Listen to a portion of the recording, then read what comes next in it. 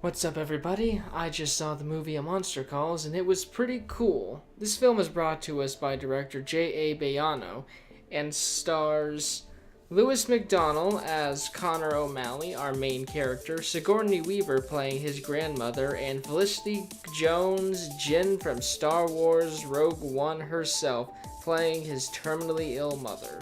And throughout her terminal illness, Connor O'Malley, the main character, is visited by a giant tree monster voiced by Liam Neeson, who says he is going to tell him 3 stories in his visits, and that Connor will have to tell him a 4th one.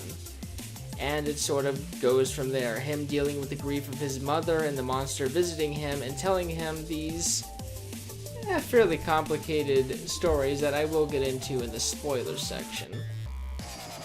Now, for starters, one thing I didn't particularly care for, and the Liam Neeson tree monster does play a lot into this, is that there are several tonal shifts within this movie, to where it'll be big and dramatic and then cut to mildly comedic. Think, for example, if we had like a scene from Pan's Labyrinth, that works because this movie looked like Pan's Labyrinth in a few paces. I feel like the director took inspiration from Guillermo del Toro, which is never a bad thing.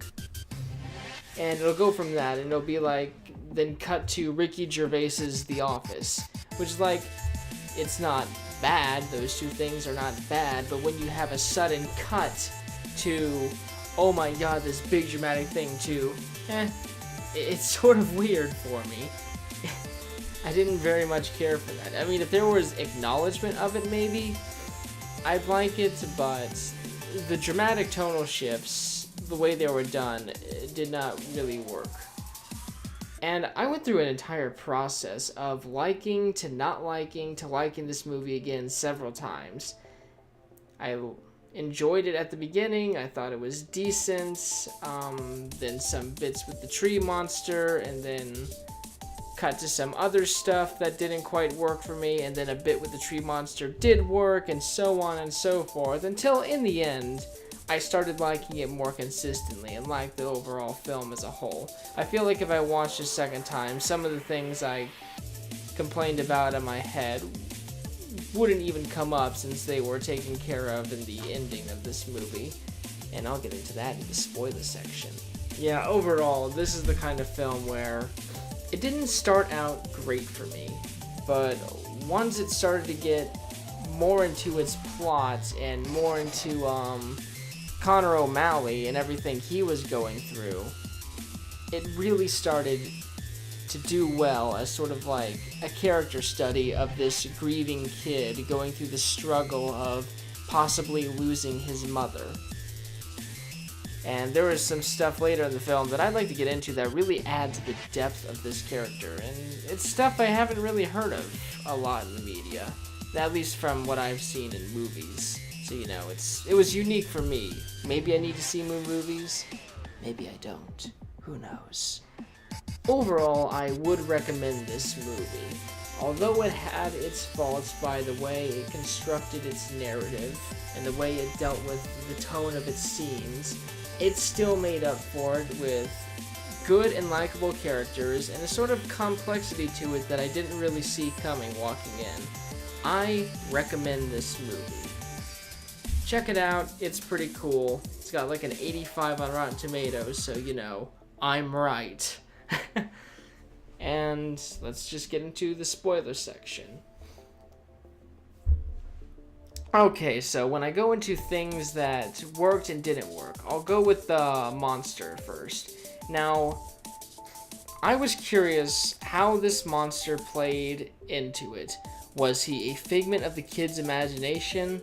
Was he magical? Was he ever really there? And it almost made it seem like he was there or had a physical presence in the movie. If he ever put his hand on something, or in the scene when he takes on the bullies, he's knocking over the tables, it seemed like he did have a physical effect on the world, but no, it was all from the kid's perspective, because the monster was mystical and just projected illusions to the kid. Which I felt worked more. I would have been really irritated if the monster was invisible and did have a physical presence and nobody acknowledged this random amount of damage that occurred for no earthly reason. And I guess I'll go into the stories one by one that sort of play into the kid's emotional breakthrough in the movie. So the first story is about a witch who is a victim of circumstance. Like, at first it seems like the witch is a villain, then he goes, well, actually, no. You see, this happened, and this happened, and this happened.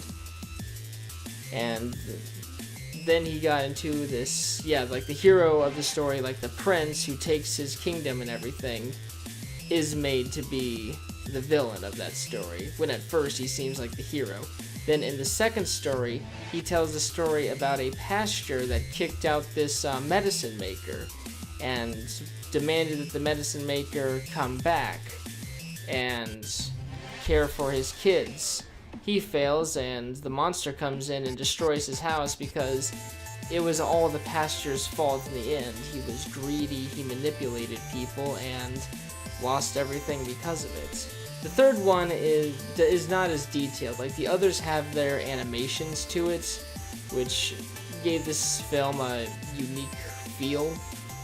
And the third one, there was nothing really to it. It was mostly in reference to Connor O'Malley. And it's like the invisible man who wants to be seen. Someone who's not noticed by people and then suddenly does become noticed by people. And by noticed, I mean he beats the shit out of a bully character in the movie.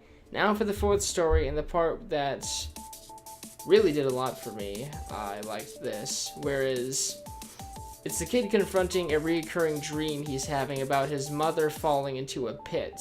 Now the twist of this is he lets her go. Now this all ties into why the monster is visiting him, because the monster is a healing tree, like the type of tree he is. It's used to heal people.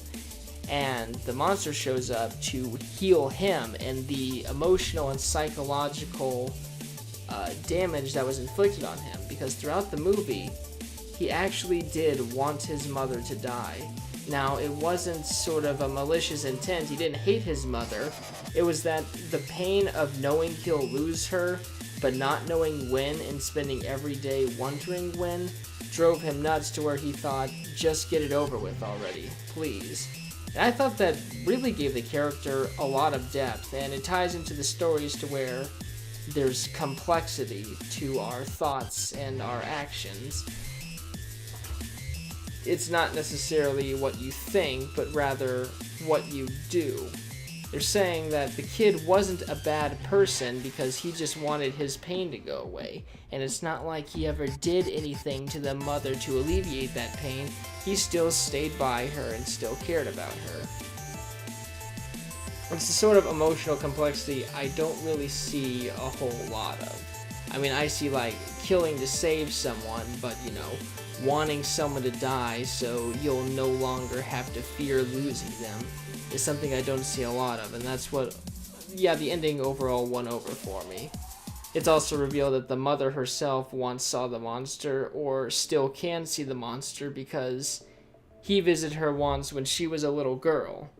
And that's why she's all into monster movies, why she's making all these monster masks and models and drawings with her son, is because, he left a big impact on her. And he stays by her bedside in the end as she passes away. It's sad. She's a cancer mom. What is a cancer mom, you may ask? Well, the cancer mom is a mother or female authority figure that has cancer and serves as an emotional weight of the plots. I'm copywriting that term. 2016 cancer mom Spencer Hunt.